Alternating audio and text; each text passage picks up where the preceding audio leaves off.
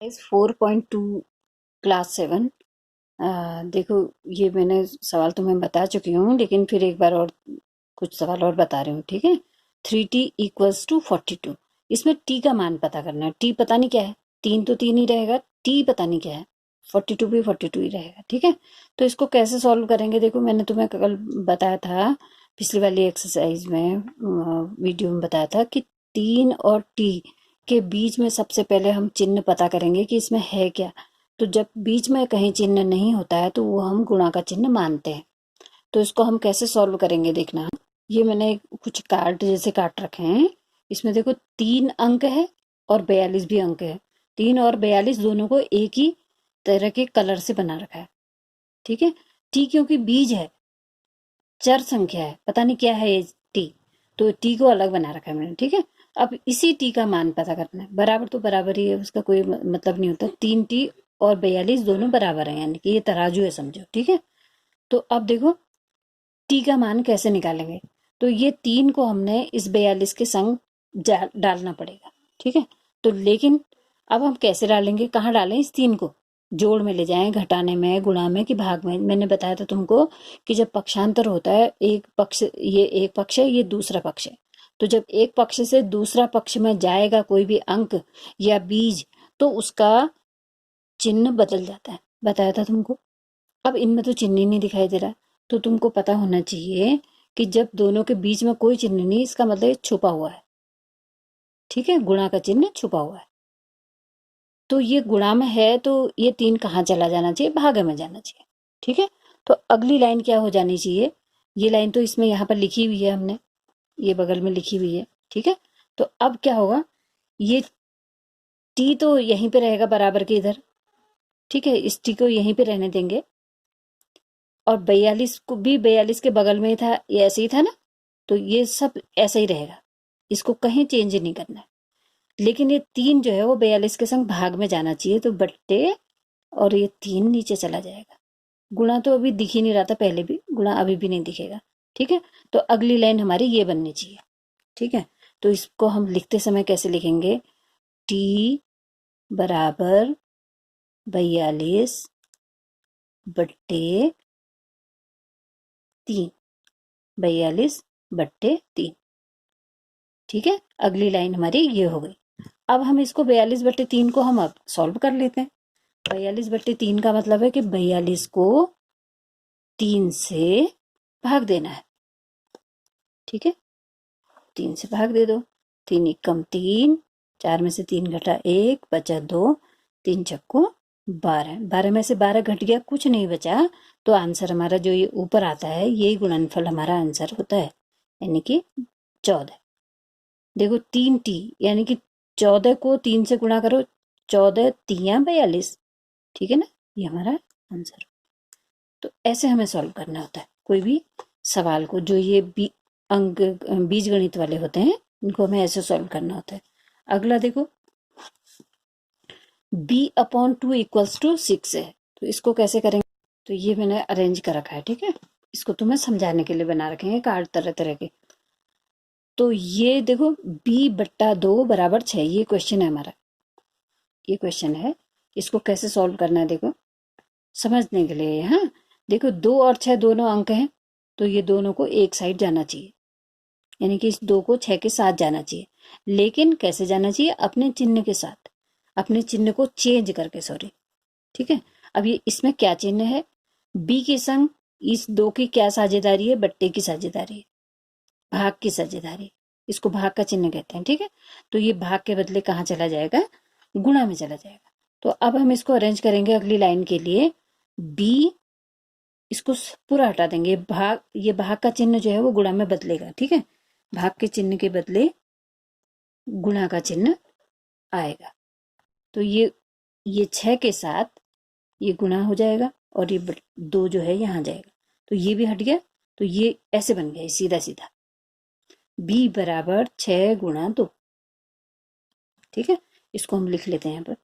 तो b = 6 × 2, समझ गए 2 क्यों आया इधर, क्योंकि वो भाग में था इसलिए गुणा में चला गया, ठीक है। अब 6 और 2 की सीधे सीधे गुणा कर दो, 6 दूनी 12, तो b बराबर कितना हो गया, 12। देखो 12 के 2 हिस्से करो, 12 के 2 हिस्से, 12 टॉफियां मान लो, उसके 2 हिस्से करो, 6 टॉफियां होंगी। तो हमारा आंसर ये भी ठीक है। ठीक है, अगला देखो 3n-2 इक्वल्स टू 42 हमारा क्वेश्चन अगला। ठीक है, 3n-2 इक्वल्स टू 46। इसको हम कार्ड के द्वारा कैसे करेंगे, देखो ये 3 अंक है, 2 अंक है और 46 अंक है। ठीक है, लेकिन 3 और n जो है वो गुणा के गुणा की दोस्ती में बधे हुए हैं।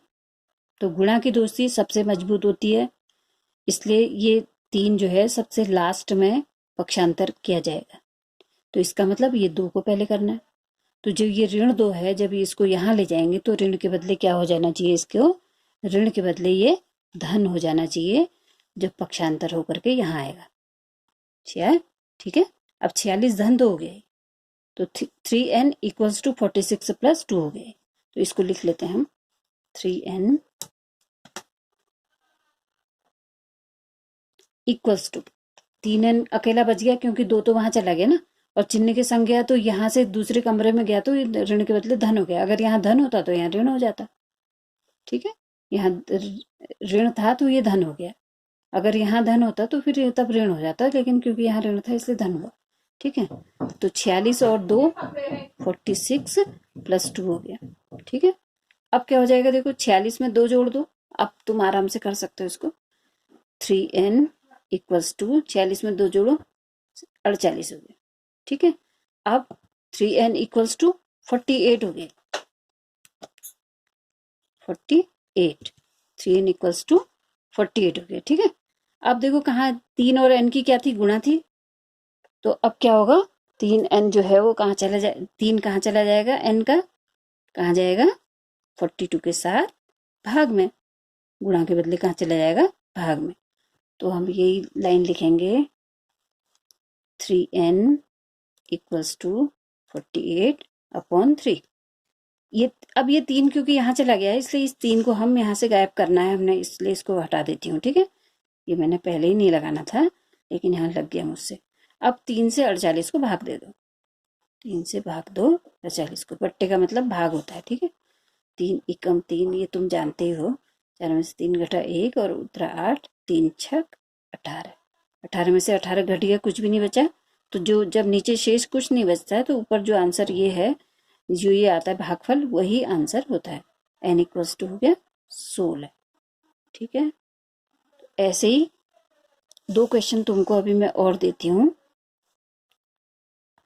ऐसे ही हम इसको भी कर सकते हैं। देखो अब मैं बार बार ये कार्ड नहीं बनाऊंगी, वैसे बनाया जा सकता है, लेकिन अब तुम्हें क्योंकि इतना समझ में आ जाना चाहिए, तो अब इसको देखो कैसे करेंगे बिना कार्ड के हम। 5 और m की गुणा है, और गुणा की दोस्ती मजबूत होती है, बताया था। तो 5m अभी ऐसा ही रहेगा।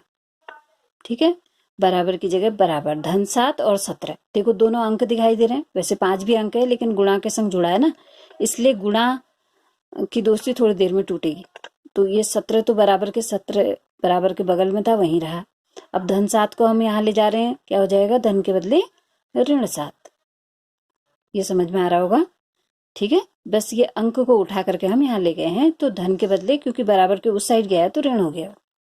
ठीक है, तो अब यहाँ पर m बचेगा खाली, क्योंकि 5 को भी जाना है यहाँ। चलो 5m ही लिख लेते हैं। 17 में से 7 को घटा देंगे क्योंकि माइनस का चिन्ह है, तो क्या बचेगा, 10। 5m बराबर 10 हो गया।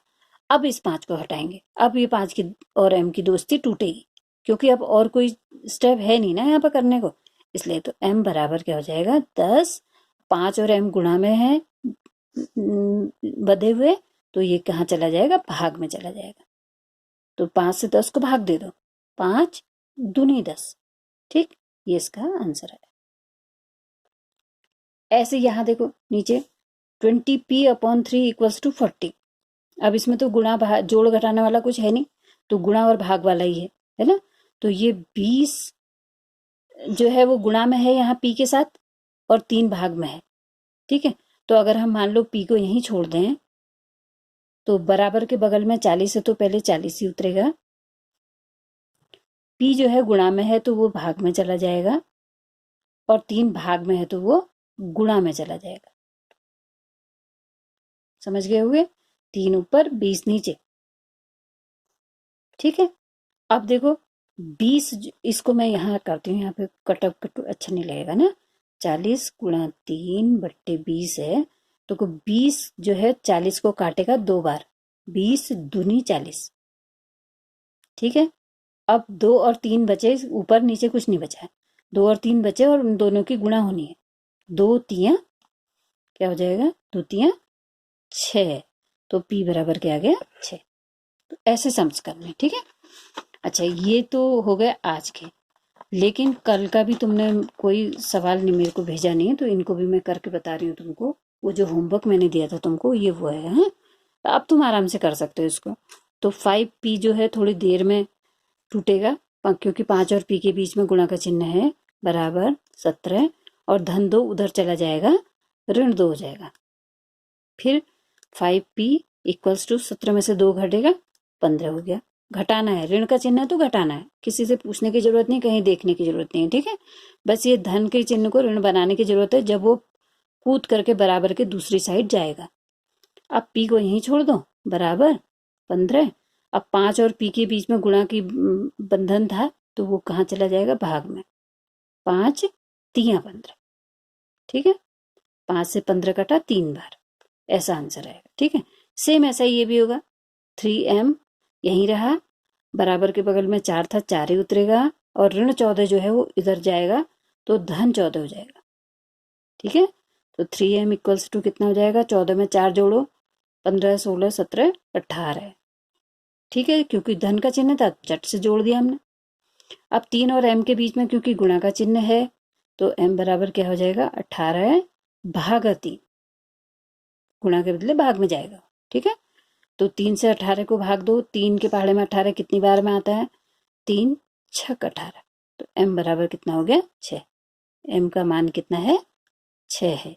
ये आंसर हो गया। ये तुमने कल करे ही नहीं, 2 क्वेश्चन दिए थे वो भी नहीं भेजे तुमने। चलो ठीक है, आज इसको कंप्लीट कर लेंगे, ठीक है। ओके।